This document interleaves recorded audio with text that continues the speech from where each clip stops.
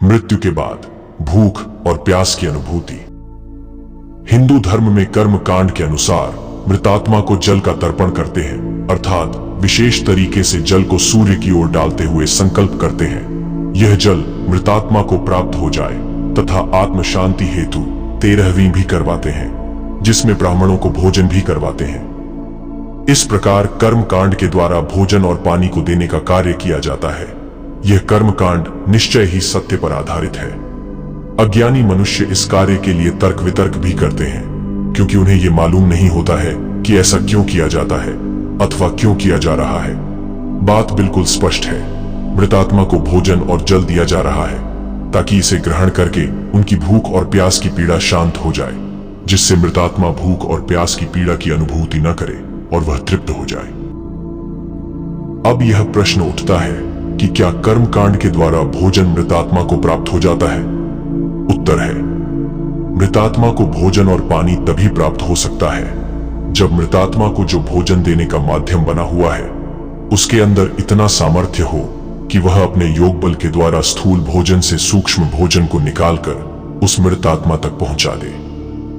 वर्तमान समय में अधिकतर ब्राह्मण जो कर्म कांड करते हैं उनके पास इतनी सामर्थ्य नहीं होता है, क्योंकि उनके पास इतना योग बल या तपोबल ही नहीं होता है। ऐसे में भोजन मृतात्मा को प्राप्त नहीं हो पाता है।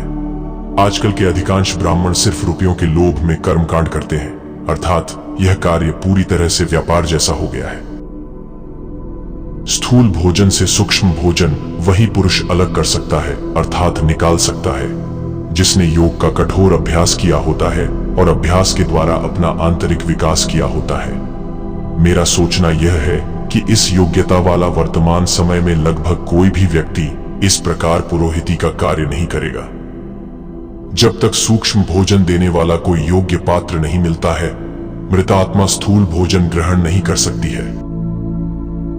इस प्रकार की जीवात्माओं मृतात्माओं के भोजन का कार्य उच्चावस्था प्राप्त योगी अथवा उच्च श्रेणी का भक्त या साधक ही कर सकता है। उच्च श्रेणी के साधक के अंदर इतना सामर्थ्य होता है कि वह स्थूल पदार्थ से सूक्ष्म पदार्थ को अलग कर सके तथा वह सूक्ष्म पदार्थ को किसी भी जीवात्मा को दे सके। ऐसा साधक अगर जीवात्मा को भोजन देने का कार्य करे तब उस जीवात्मा को सूक्ष्म भोजन व पानी प्राप्त हो जाएगा और जीवात्मा की भूख प्यास शांत हो जाएगी। ऐसे प्रयोगकर्ता साधक का ब्रह्मरंध्र खुला होना चाहिए, तभी इस प्रकार के कार्यों के योग्य समझा जाएगा, क्योंकि उसे दिव्य दृष्टि के द्वारा यह भी देखना होता है कि जीवात्मा को भोजन प्राप्त हुआ अथवा नहीं हुआ है।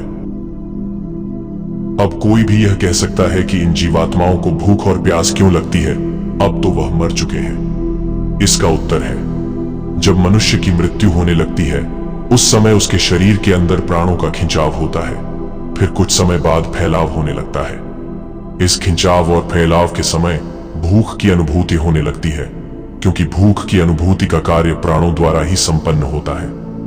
फिर मृत्यु हो जाने के बाद जब वासना देह की प्राप्ति होती है तब भूख और प्यास के कारण जीवात्मा भटकती रहती है। संसारी मनुष्य इस बात को सही ढंग से समझ नहीं पाता है, क्योंकि उसे सूक्ष्म जगत के विषय में किसी प्रकार का ज्ञान अथवा अनुभूति नहीं होती है। जब साधक योग का अभ्यास करता है और उसका कंठ चक्र खुलने वाला होता है, तभी से भूख प्यास से युक्त दुखी जीवात्माएं साधक से संपर्क करने की कोशिश करने लगती हैं। संपर्क हो जाने पर भोजन देने की साधक से याचना करती है। यदि साधक ने किसी जीवात्मा को भोजन दे दिया, फिर उसके पास ढेरों जीवात्माएं आने लगती हैं। इस प्रकार साधक के अभ्यास में अवरोध आने लगता है। इससे अच्छा है कि ऐसी जीवात्माओं को समझाकर वापस कर देना चाहिए। अगर ऐसा नहीं किया तो अभ्यास में ठहराव आने लगता है। सभी जीवात्माएं प्राणों के सहारे जिंदा रहती हैं, इसीलिए सभी जीवधारियों को प्राणी कहा जाता है।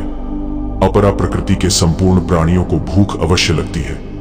कुछ प्राणी प्रतिदिन भोजन करते रहते हैं और मल का त्याग करते रहते हैं, जैसे पशु पक्षी, जलीय और रेंगने वाले प्राणी। मनुष्य भी अपना संपूर्ण जीवन यही कार्य करता रहता है।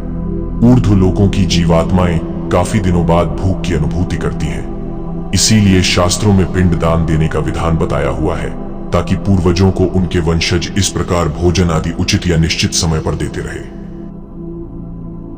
पूर्व काल के ब्राह्मण बहुत ही शक्तिशाली हुआ करते थे, क्योंकि उनका संपूर्ण जीवन तपस्या में तथा समाधि का अभ्यास करने में व्यतीत होता था। ऐसे तपस्वियों तथा ब्राह्मणों के द्वारा इस प्रकार के कार्य संकल्प मात्र से हो जाते थे। ऊर्ध्व लोकों में स्थित श्रेष्ठ जीवात्माओं को भी एक निश्चित समय में भूख और प्यास अवश्य लगती रहती है, चाहे ऐसी जीवात्माएं स्वर्गलोक से लेकर ब्रह्मलोक की क्यों न हो।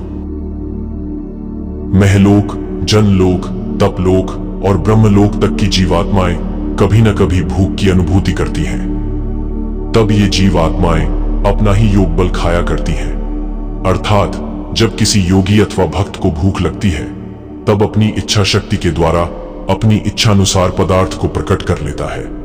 प्रकट किया हुआ पदार्थ उन्हीं का योग बल होता है, क्योंकि योग बल के द्वारा वह पदार्थ प्राप्त होता है, अर्थात योग बल का ही रूपांतर वह पदार्थ है। मगर इन योगियों को मनुष्य के समान जल्दी जल्दी भूख नहीं लगती है, बल्कि कई वर्षों के पश्चात एक बार भूख लगती है, फिर अपने ही योग बल द्वारा प्रकट की हुई वस्तु को खाकर तृप्त हो जाते हैं। ओम शांति विश्वम।